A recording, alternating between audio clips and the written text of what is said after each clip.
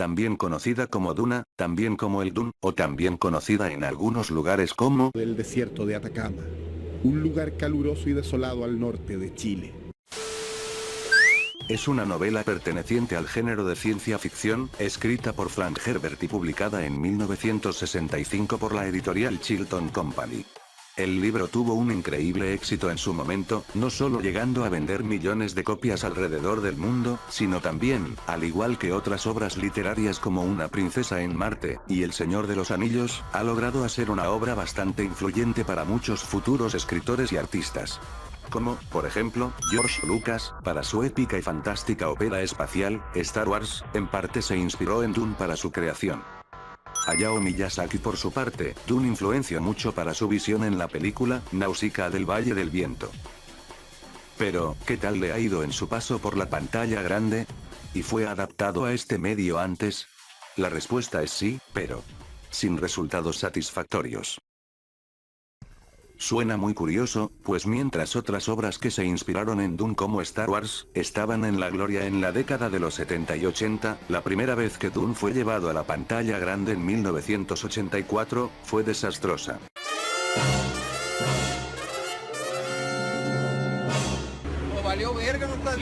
De acuerdo, hoy en día se llevó un poco más de aceptación tanto por algunos seguidores del libro como del público en general. Se dice que la crítica fue tan dura con la película en su momento de estreno, que solo hubo una crítica positiva en todo un tsunami de negativas. Pero antes de hablar de esta película, ¿por qué no primero retrocedamos varios años antes, para recordar los primeros intentos para llevar este libro a la gran pantalla? Desde un inicio los productores nunca dudaron algo al respecto sobre el libro de Dune. Es un libro bien pinche difícil de adaptar. Pero, aún así, y a pesar de las consecuencias que se podían venir, siempre había alguien que se podía arriesgar en hacerla. Tal es el caso del productor Arthur P. Jacobs, quien compró los derechos del libro en 1971. Jacobs fue un productor mayormente reconocido por producir la primera película del Planeta de los Simios, de 1968, y sus secuelas. En ese entonces, Jacobs contrató al aclamado director, David Lean, reconocido por dirigir El puente sobre el río Kwai, y Lawrence de Arabia, para dirigir Dune. Parecía que el proyecto estaba avanzando muy bien, pero por un desafortunado acontecimiento, lo detuvo. Arthur P. Jacobs falleció el 27 de junio de 1973 a los 51 años, a causa de un ataque cardíaco. Lo que causó que el proyecto se viniera abajo y que la productora perdiera los derechos. El segundo intento inició casi inmediatamente después de que los derechos de Dune regresaran. Los derechos fueron comprados por el productor francés, Jean-Paul Gibbon, en 1974. Luego de obtener los derechos, contrató al director, escritor, productor, y actor de origen chileno, Alejandro Jodorowsky para comandar esta producción. Es aquí donde inicia esta épica historia del nacimiento y caída de este proyecto muy prometedor por muchos. Más parecía que su productor le dijo que se luciera con su película, y el Jodo se lo tomó bastante en serio. Y cuando digo bastante en serio, me refiero a niveles épicos más allá de la imaginación conocida. Prueba de esto fue el libreto que escribió el Jodo para la película. El mismo Frank Herbert, creador de Dune, recuerda haber visitado a Jodorowsky para hojear el libreto, y se sorprendió, pero no por la escritura del guión, sino por lo gigantesco que era. Según sus propias palabras, era del tamaño de una guía telefónica. Herbert también no dudó en cuestionar muchas de sus ideas en la película, como por ejemplo, que Paul, el protagonista, fuera concebido gracias a una gota de sangre del Duque de Leto transformada en semen, ya que el Duque en esta versión era castrado. Además, el Jodo había contratado a un elenco de grandes estrellas como Salvador Dalí, Mick Jagger, David Carradine, y hasta Orson Welles como el Barón Harkonnen. Si se preguntan cómo chingados lograron contratar a este último, solo aceptó estar en la película porque su chef favorito iba a trabajar en el rodaje. Si crees que lo anteriormente mencionado ya estaba cruzando los límites de la ambición de este proyecto, estás completamente equivocado. Jodorowsky también contrató al artista H.R. Giger para el vestuario de los Harkonnen, y a las bandas de rock, Pink Floyd, y Magma para componer la música. La razón por la que fue cancelada no pudo haber sido otra. La película se consideró bastante costosa para su época, completamente ambiciosa, y jodidamente larga. Con 14 horas de duración se tenía planeado el tiempo de ejecución para este film. De hecho, mis ojos ya nunca parpadearán. ¡Uy! Ay, ¿alguien tiene gotas para los ojos? Llévenme al hospital. Hablar de todo el proyecto que planeaba Jodorowsky con Dune es bastante extenso pero muy interesante. Si eres muy curioso y quieres saber más a detalle de este proyecto extravagante, extraño, raro, pero prometedor en su momento, te recomiendo encarecidamente ver el documental Dune de Jodorowsky. Está disponible en YouTube, abajo en la descripción estará el link para que lo veas. Debido al fracaso del intento del Jodo por adaptar Dune a la gran pantalla a su propia visión, los derechos de Dune fueron a parar a las manos de un tal Dino De Laurentiis. El mítico productor logró obtener los derechos, y rápidamente empezó a buscar un director. El primer director contratado fue Ridley Scott, quien venía de dirigir Alien. Pero duró poco en la silla, debido a problemas personales y el inmenso trabajo en la preproducción. Ridley Scott abandonó el proyecto, y prefirió dirigir Blade Runner. Es aquí donde entra su reemplazo, David Lynch, quien venía de dirigir la aclamada película El Hombre Elefante. Lynch también se encargó de escribir el libreto, y logró completar la película, aunque con muchos problemas y diferencias creativas durante la edición, pero de eso hablaremos más adelante. En fin, acompáñenme a recordar este gran fracaso, querido por algunos seguidores, odiada por otros. Vaya, una película que dividió a los fanáticos. Veamos Dune, de David Lynch.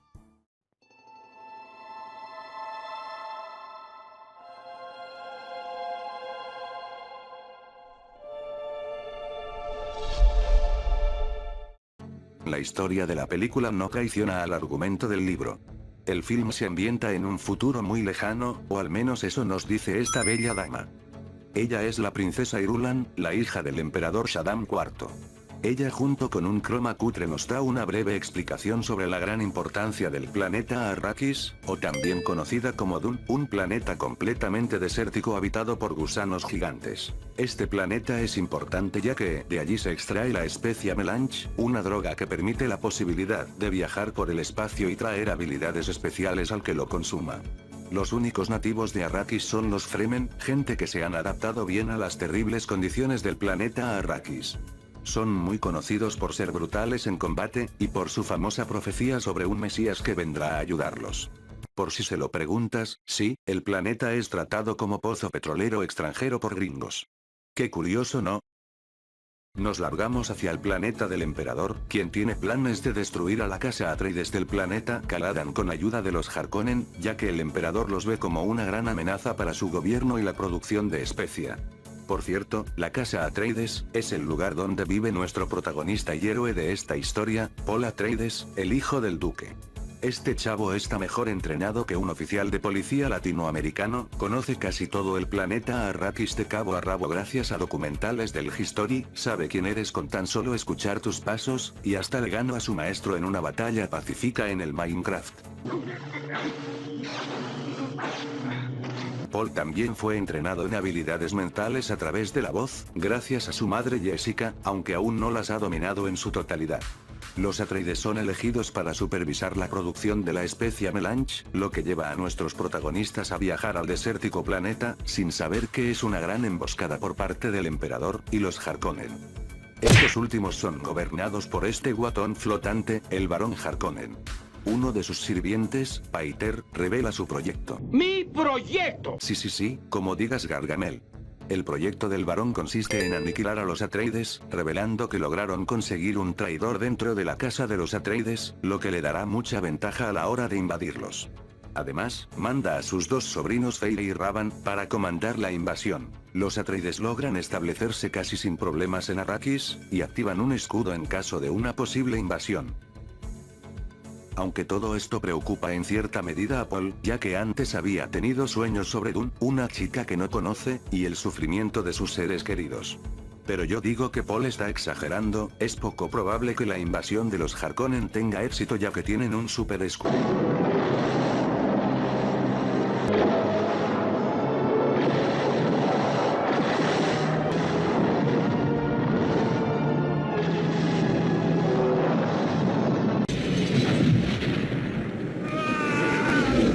carajo, siempre me equivoco.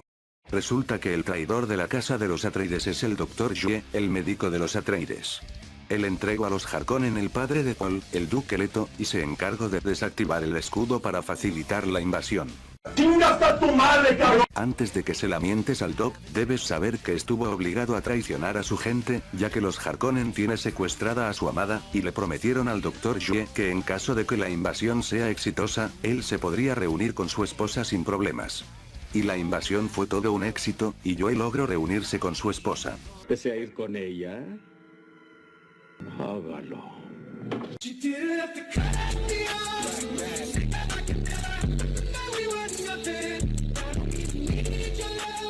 Aunque no de la forma esperada. Pero Yue no es tan imbécil, él ya tenía el presentimiento de que algo así sucedería, como ya sabía el destino de Paul y su madre quienes serían exiliados a lo más inhóspito del desierto. Yue les escondió provisiones y un equipo que les permite sobrevivir a las altas temperaturas del desierto. También, le puso una muela falsa al duque Leto que tiene un mecanismo para soltar un gas venenoso, para que pueda matar al varón cuando estén cara a cara. Aunque el mismo veneno podría matarlo a él también. Sin embargo, este último plan falla, pues en lugar de matar al varón, mata a su sirviente, Paiter de Brice.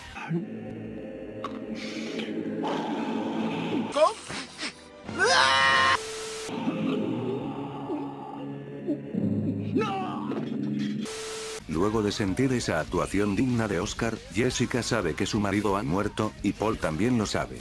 Se estrellan en medio del desierto, Paul descubre que su madre está embarazada, por lo que tendrá que cuidar muy bien de ella y su futura hermana.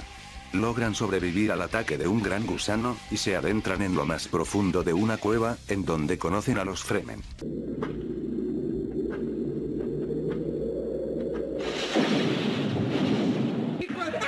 En un principio los Fremen querían lincharlos, pero luego de ver las habilidades de ambos, acceden en que se puedan unir a ellos. Es aquí donde Paul se ve muy confundido, cuando conoce a la mujer que siempre aparecía en sus sueños, su nombre es Kani.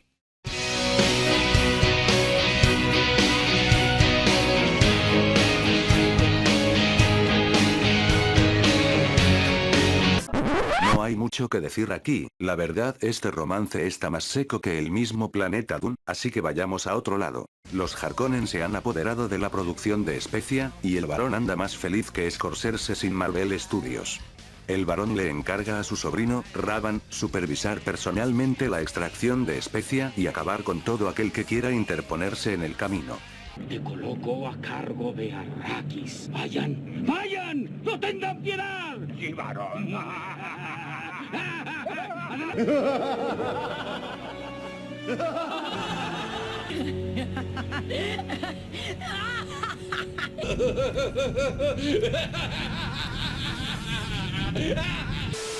Y le encarga a su otro sobrino, Fate, en hacer cosas un tanto extrañas entre tío y sobrino.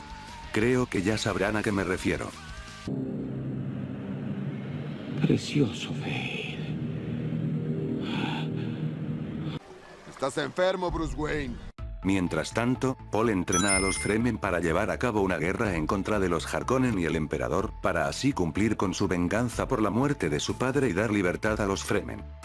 Pasan varios años y los Harkonnen empiezan a perder terreno, los Fremen cada vez se hacen mucho más fuertes, la hermana de Paul, Alia, nació con grandes habilidades, ya que su madre bebió de una sustancia llamada agua de la vida, el cual otorga habilidades, pero las probabilidades de sobrevivir son casi nulas. Paul al notar que necesitará un milagro para poder invadir al emperador quien viene a Arrakis. Decide armarse de valor para tomar el agua de vida, sin importar lo que le suceda. Paul sorprendentemente logra sobrevivir a los efectos del agua de vida, logrando tener el control de todos los gusanos gigantes de Dune. Aprovechando la derrota y ejecución de Ravan, Paul junto con su gran y poderoso ejército luchan en una batalla épica contra el ejército del emperador. Mientras tanto, Alia, la hermana pequeña de Paul, tiene el plan de reunirse con el varón Harkonnen para averiar su dispositivo antigravitatorio y acabar con él. Cosa que Alia lo logra gracias a sus poderes psíquicos.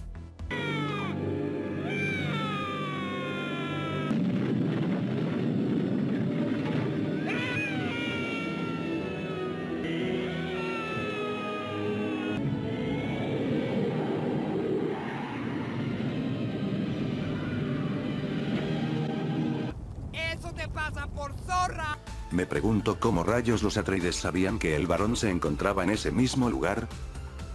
Con las tropas del emperador derrotado, Paul y los Fremen se reúnen con el emperador y lo que queda de su ejército.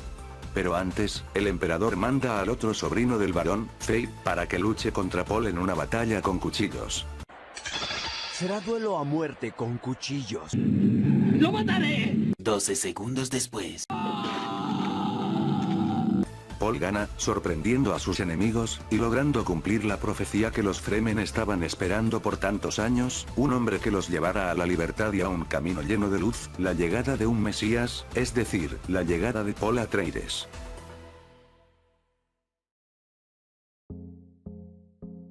Esta fue la historia de Dune, de David Lynch.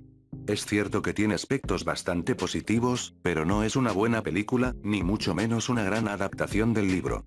Su mayor obstáculo, que terminó por noquearlo, es sin lugar a duda la narrativa.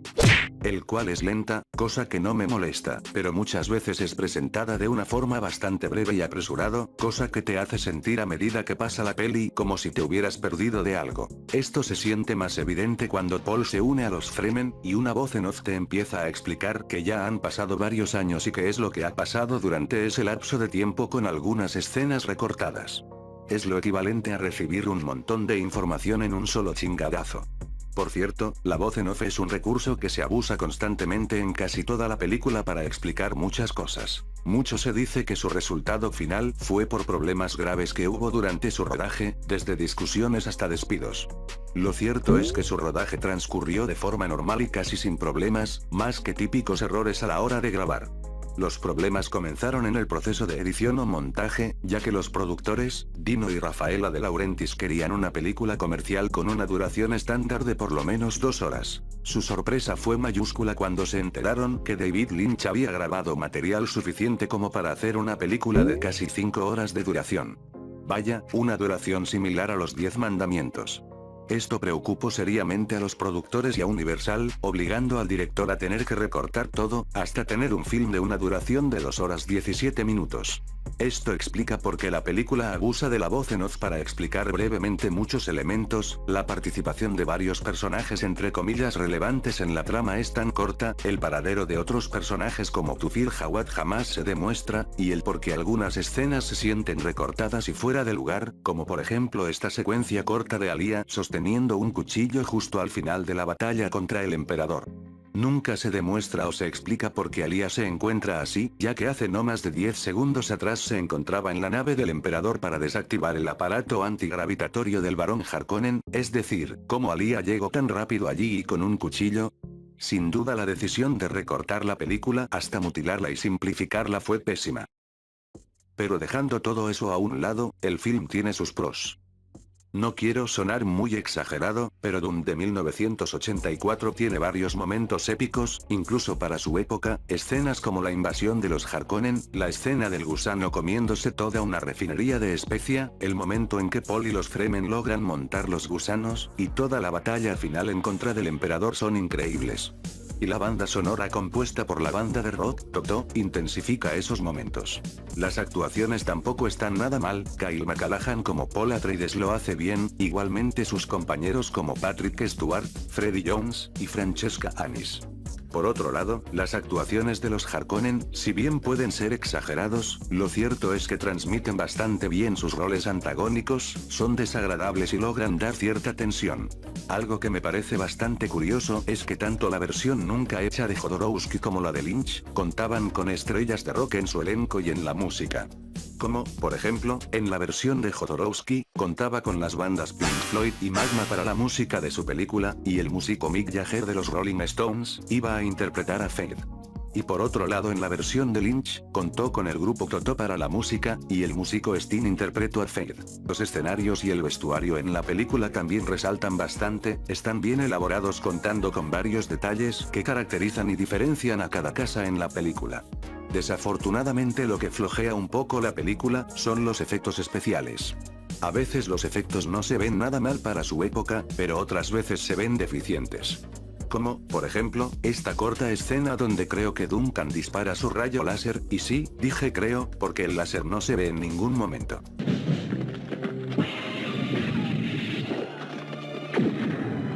Creo que se les olvidó insertar el efecto, o les dio paja hacerlo.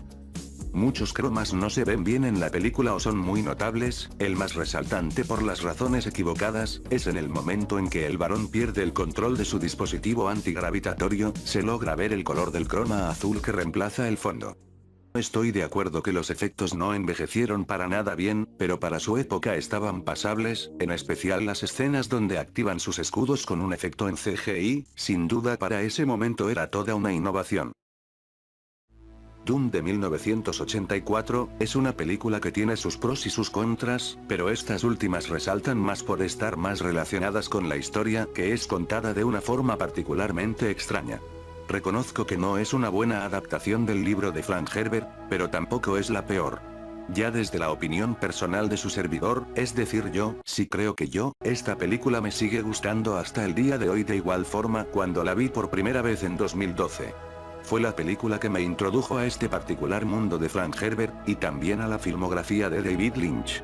Y, además, fue una película donde vi la ciencia ficción de una forma distinta a como la conocía en ese entonces. No cuenta con la mejor narrativa ni con los mejores efectos, pero vaya que me alegra ver cómo se logró plasmar Dune con los recursos tecnológicos con los que contaban en aquella época y el gran elenco que tenían. Razón por la que recuerdo a Dune de 1984 con respeto y cierto cariño. Por si me lo preguntan, sí, estoy interesado en ver una versión del director, pero desafortunadamente, David Lynch no está nada interesado en hacerlo por la pésima experiencia en el montaje de Dune, obligándolo incluso a evitar ese tema de conversación.